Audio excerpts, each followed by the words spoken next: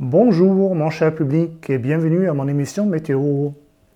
J'ai presque envie de dire rebonjour parce que lors d'un premier enregistrement, mon micro m'a lâché, ou plutôt sa batterie. Donc tout est à refaire. Voilà, en image de bienvenue, un petit virage du canal du Midi entre Toulouse et Montgiscard, que vous devrez peut-être bien connaître à présent, parce que je l'avais déjà montré le 1er avril, après le 25 avril, où les platanes sortent timidement leur feuillage. Et pour continuer la comparaison, c'est donc le 9 juillet avec toute la luxure de la végétation d'un plein été. Et retenez bien cette date du 9 juillet parce qu'on va en reparler après. Par rapport aux conditions qu'on a connues ce jour-là, parce que vous allez remarquer que le ciel est presque aussi limpide qu'un ciel d'avril. Ce qui est plutôt rare au mois de juillet, parce que souvent au mois de juillet c'est un peu laiteux, donc c'est pas vraiment une ambiance de plein été en fait, parce qu'on était dans un flux de nord-ouest. Premièrement, ça veut dire déjà pas de sable du Sahara, pas d'humidité qui remonte d'une Méditerranée qui commence à être un peu chaude, voire bouillante. En tout cas, l'air était sec. Voilà. Et évidemment, je me soumets toujours au même défi. Il fait plus de 30 degrés au moment de l'enregistrement de l'émission. Et je suis donc en chemise tahitienne.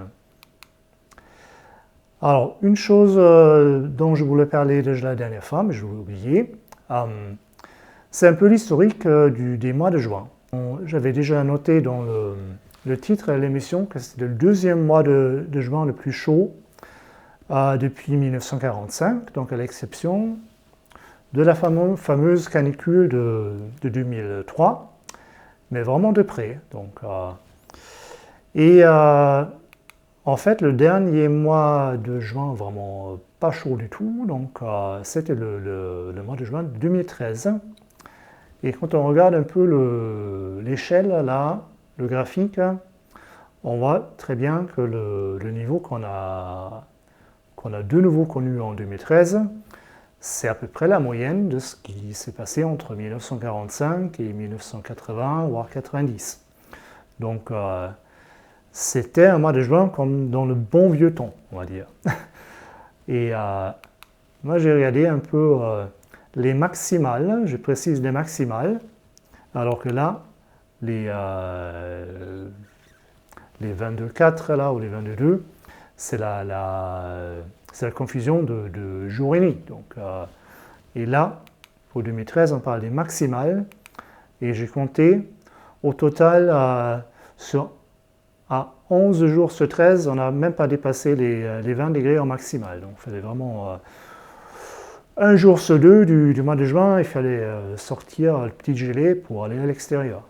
Et dans le temps, c'était normal. Aujourd'hui, on connaît des mois de juin beaucoup plus estivaux. Pardon. Et on fait le bilan de l'ensoleillement de la semaine passée avec un trio de tête de Bordeaux, de Montpellier et de La Rochelle. Et c'est pas conforme à ce qu'on a connu les semaines précédentes, parce que ça s'est déporté un peu vers la façade de l'océan. Donc auparavant, c'était souvent Montpellier, Perpignan. Là, les régions les plus ensoleillées, c'est plutôt de l'autre côté, même si Montpellier n'est pas loin. Et c'est plutôt conforme aux prévisions, donc rien à redire. Pas d'écart à plus de 2 chiffres.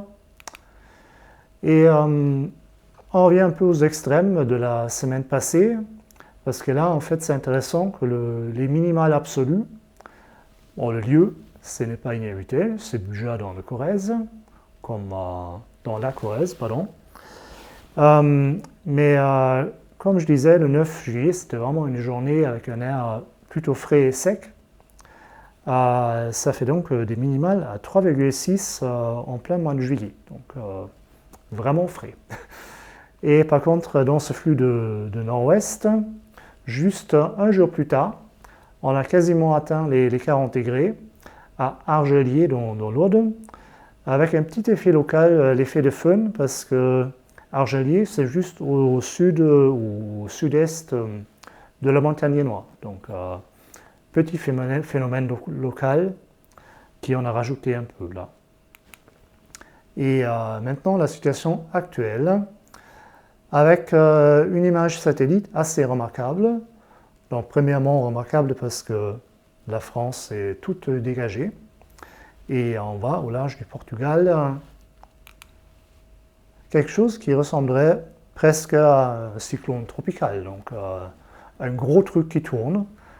Et pourtant, j'ai mis le symbole D là pour dépression entre guillemets, parce que quand on regarde la carte des pressions, donc répartition des pressions au sol et les masters, il n'y a presque rien. On dirait que c'est une dorsale anticyclonique là, qui englobe l'Espagne, le Portugal, la France. Et il faut revenir un étage, il faut aller un étage plus haut pour voir un peu la cause de cette instabilité là. Au niveau 5000 mètres, ou aussi 500 hectopascales, on voit très bien que là, je mets même la flèche, là, voilà, il y a une dépression ou des basses pressions d'altitude. Et quand il n'y a pas de correspondance entre 5000 mètres et 1500 mètres, donc premier étage, deuxième étage, ça crée de l'instabilité. Alors qu'à un niveau plus bas, ça ne se voit pas.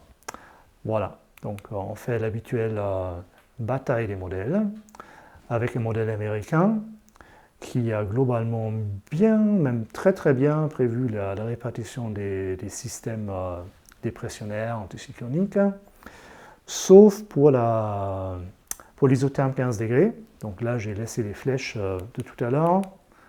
Et chez les Américains, ce qu'ils avaient prévu il y a une semaine, c'est beaucoup plus au nord.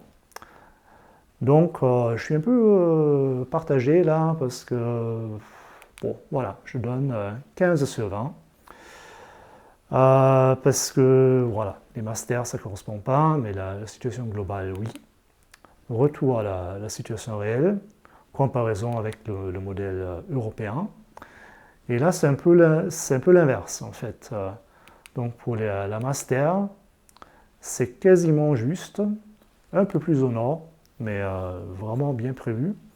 Alors que la situation globale, c'est pas vraiment ça. Donc, vous vous souvenez, là, de la dorsale anticyclonique, alors que chez les Américains, ou la prévision, on était vraiment dans un flux de ouest, hein, dans une situation assez agitée, instable.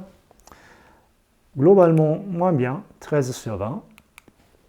Et on regarde plus en détail le week-end, les minimales de la nuit à samedi, les maximales du samedi, avec une répartition un peu inhabituelle, parce qu'en fait, dans les Pyrénées-Orientales, il fait à peine 22-23, alors que les valeurs les plus élevées, on trouve plutôt du côté de la Charente, l'île de Ré.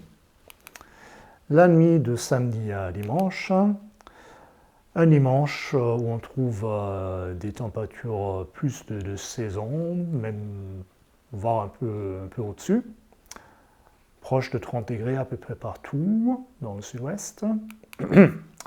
Les précipitations, pas grand-chose aujourd'hui, juste un peu de débordement sur la chaîne pyrénéenne.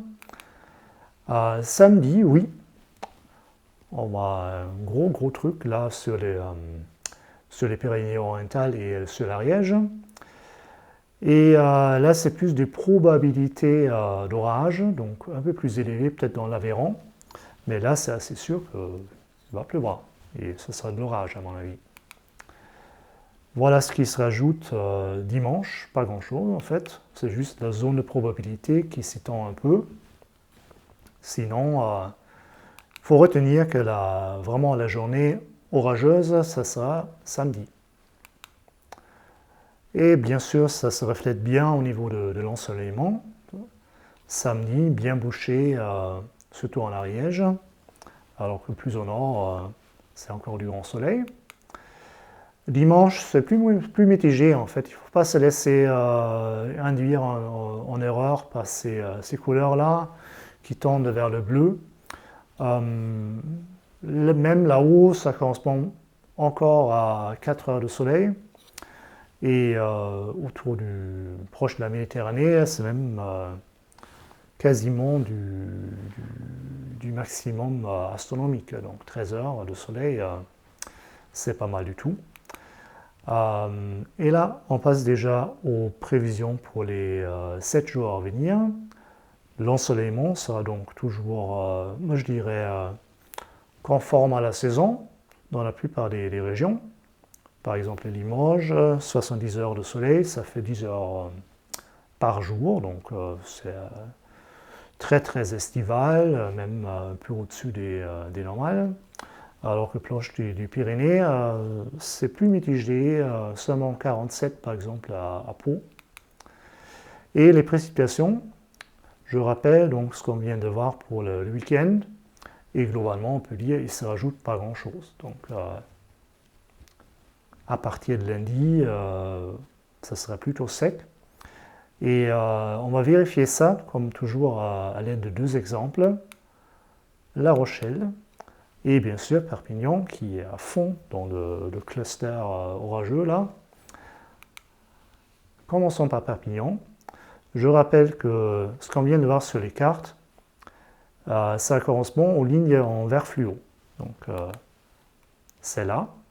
Alors que la moyenne de tout un ensemble de calculs, c'est la ligne blanche.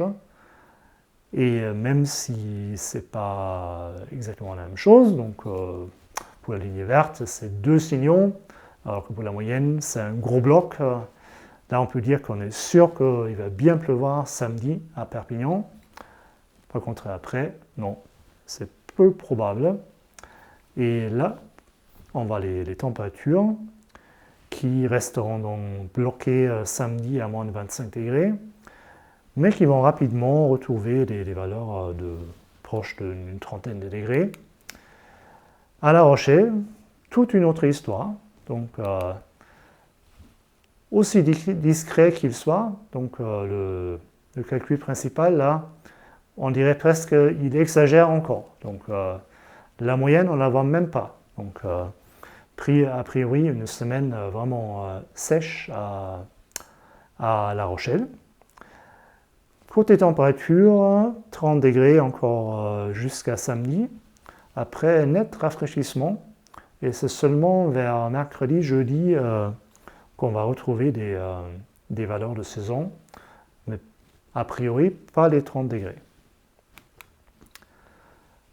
Alors, on a presque terminé. J'ai une petite annonce à vous faire. C'est que Passion Météo avec Olaf va marquer une pause estivale. Et en fait, la prochaine émission, ce sera seulement le vendredi 1er août.